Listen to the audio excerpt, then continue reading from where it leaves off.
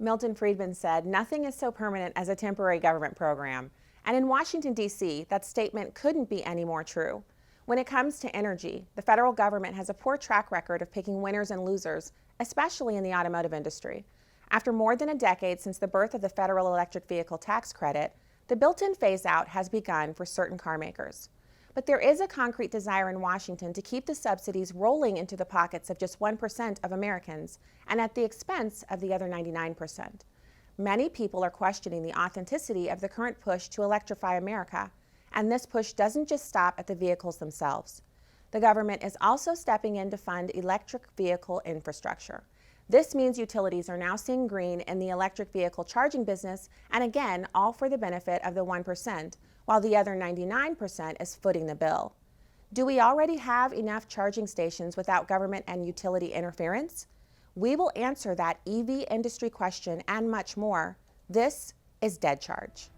With more research and incentives, we can become the first country to have 1 million electric vehicles on the road by 2015. President Obama's goal of 1 million electric vehicles on the road by 2015 in the U.S. didn't happen until September 2018. But he wasn't wrong about the way the EV industry got to that number, through incentives and subsidies. We need to get behind this innovation. So instead of subsidizing yesterday's energy, let's invest in tomorrow's. The problem is the people who make the spending decisions don't bear the consequences of their own actions. The electric vehicle market is a created market. It is a subsidized market. People can make their own decisions based on what their costs are, what their preferences are. No government is smart enough to make those decisions for you. No government has the right to impose decisions on you. It's being subsidized at every step of the production, from battery to the production of the car to the sale. It's ridiculous. The main federal policy action related to electric vehicles is the $7,500 tax credit, straight up tax rebate for every electric vehicle that's purchased. But if you add in that $7,500 tax credit along with some of the state and local incentives, you could easily get $10,000 off an electric vehicle in certain states. It's really a hugely regressive policy. I mean, they talk about regressive taxes. This is a really regressive spending. The government has splurged more than $2 billion on the EV federal tax credit from 2011 to 2017. And the Joint Committee on Taxation projects that number will more than triple to $7.5 billion between 2018 and 2022. So who are these people buying electric vehicles and claiming the $7,500 federal tax credit? A Congressional Research Service found that nearly 80% of the electric vehicle purchases went to households making $100,000 or more. You're talking about tens of billions of dollars in taxpayer resources spent subsidizing decisions of very wealthy families and individuals. The electric vehicle tax credit at the federal level, it is truly a subsidy for wealthy coastal elites to buy vanity cars, and that's being paid for by the regular people in the middle of the country. There's regular surveys of people who buy these cars. 70% or so say that they would have bought the car anyway. The tax credit didn't even factor into their decision. We have a government stealing money from some people, giving it to other people, and because electric vehicles are so expensive, even with the subsidy, this is a Robin Hood in reverse, stealing money from middle-class people to subsidize fancy cars for already rich people. Yeah, it's an interesting math equation to see what you have to spend on electric versus what you're getting from your local government. I would say the majority of the country, it's still more expensive even with the federal subsidies that are out there. The electric vehicle federal tax credit phases out once a manufacturer has sold 200,000 qualifying vehicles. Tesla and GM have reached this threshold, but dozens of car makers are well below the cap, and billions of dollars of subsidies are waiting to be seized. The original line of thinking when the $7,500 tax credit and the per manufacturer cap was put in place is that this will allow the infant industry to grow. Once it reaches that 200,000 vehicle cap, we'll start winding it down because the infant industry will all be grown up.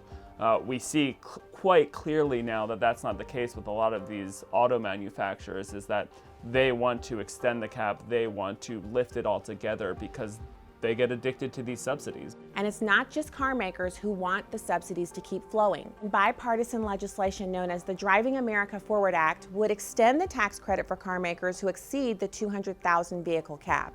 A $7,000 tax credit would be available for an additional 400,000 vehicles per manufacturer. There's a lead foot in Washington wanting to drive up more tax dollars for electric vehicles, and it isn't letting up. These car makers understand that they're not cost competitive right now, and so the only thing that drives the EVs is government policy. I don't think anyone's opposed to electric vehicles or any other new types of vehicles, whether it be natural gas, hydrogen, or even new forms that we haven't thought about. But the approach should not be government, putting their hand on the scale to tilt to one technology. It should be consumers and entrepreneurs determining what our future cars are, not the government. The industry wants now the government to subsidize the charging stations as well. I mean, they want to subsidize every aspect of having these cars. Despite the fact that electric vehicles only make up about 1 to 2% of the total market share, the government's desire to fund electric car charging infrastructure has never been stronger. House Democrats want to spend $1.5 billion to create a national electric vehicle charging network, while there is bipartisan support for a Senate transportation bill giving $1 billion for charging. The government ought to get out of the business of telling you what your car looks like or what fuel to use. The government didn't build gas stations. They're building and subsidizing charging structures, the gas stations of electric vehicles. It's not the first time the government has stepped into electric vehicle charging. The Obama administration forced Volkswagen to commit $2 billion to building charging stations, otherwise known as Electrify America. But are public charging stations used enough to justify the government throwing billions of dollars towards this infrastructure? The other factor that gets involved in all this is 80% of charging is done at home. California, more electric vehicles than anywhere else. There was a study done recently that looked at how often are the charging stations used.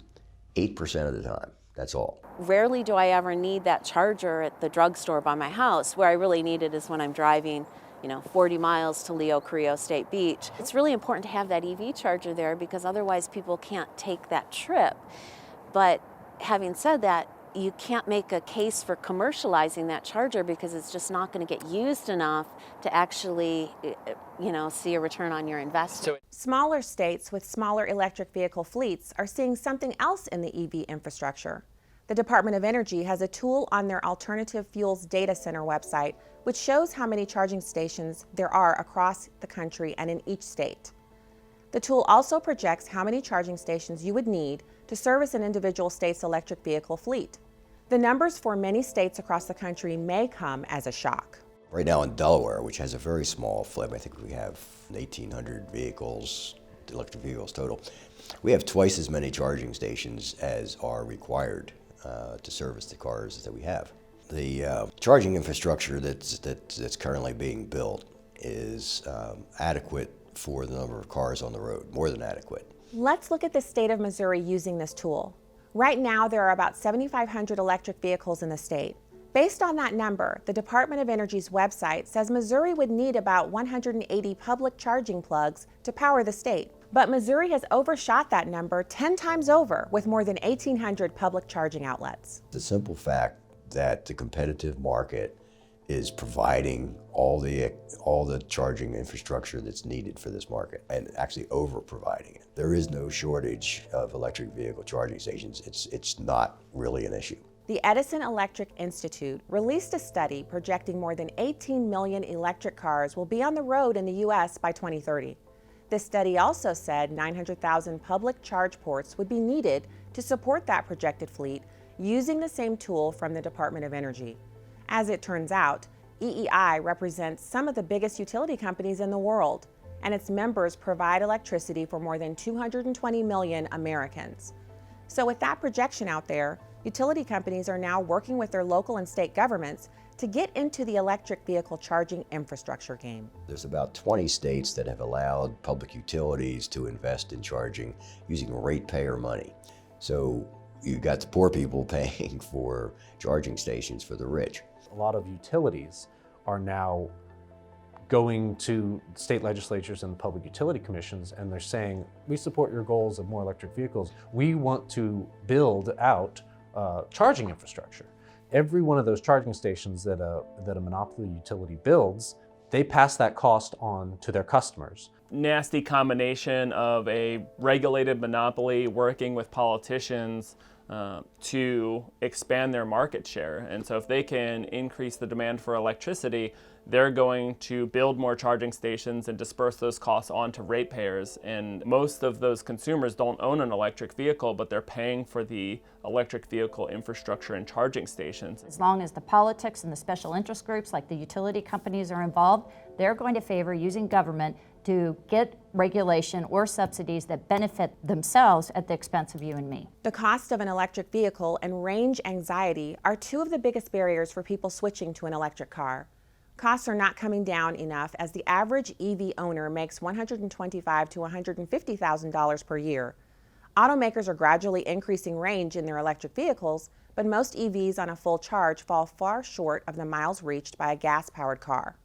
And as you might imagine, the higher the range of the EV, the higher the price tag. So how do you combat range anxiety, and who should pay for it? Should the answer be government and utility companies building out thousands of charging stations at the expense of 98% of taxpayers who don't own an electric vehicle?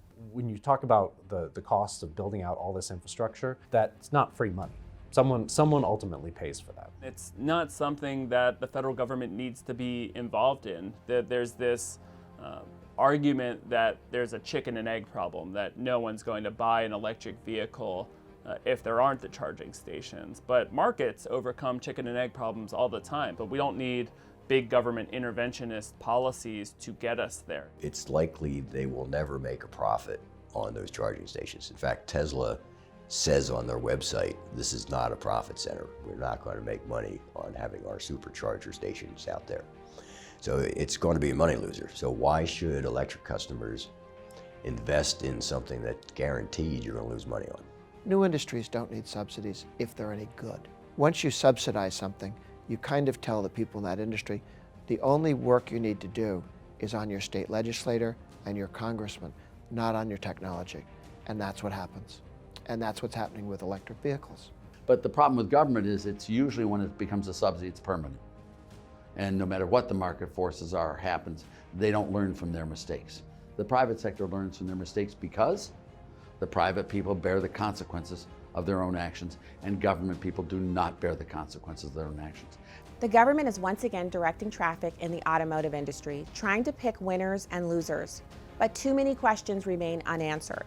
How will consumers respond? Will costs come down enough for middle-class Americans and families to make the switch to electric? Will electric car makers develop the technology to a point where EVs become more attractive than gas-powered cars? Then there's the electric charging infrastructure. With the majority of charging done at home and work, are these public charging stations doomed to become graveyards like a modern-day phone booth? Between the government subsidies and the involvement of monopoly utility companies, the fix is in for the electric vehicle industry. The money we're spending, we're wasting. We're not getting hardly anything for the money we're spending. All of these together lead to an industry that is dependent upon the federal and state governments for the lifeline of their industry. We blame the artificial buildup by government, and I think that's probably the most important takeaway, because a lot of what's happening in the United States right now is not because markets are failing, it's because government is failing. You want to live in a free society where nobody's being forced to provide stuff to you. If we're ever going to find out what our energy and transportation needs are and what people want, you have to have a market. The problem is that government officials don't bear the consequences of their own actions. There are limits, and we've got to make sure that those limits are not abrogated. Otherwise, we'll lose all the prosperity we have. Milton Friedman also said, one of the great mistakes is to judge policies and programs by their intentions rather than their results. The results show the American people aren't ready to go electric. How long will the government continue to subsidize the 1% and force this technology on the other 99%? And public charging stations are headed down the road of taxpayer waste, especially if EV growth doesn't meet government and monopoly utility companies' expectations. It's time to let consumers, entrepreneurs, and the free market decide what the future holds for the automotive industry. Thank you for watching Dead Charge. Go to deadchargefilm.com to learn more about how you can fight back against government and utility companies from taking and wasting your money.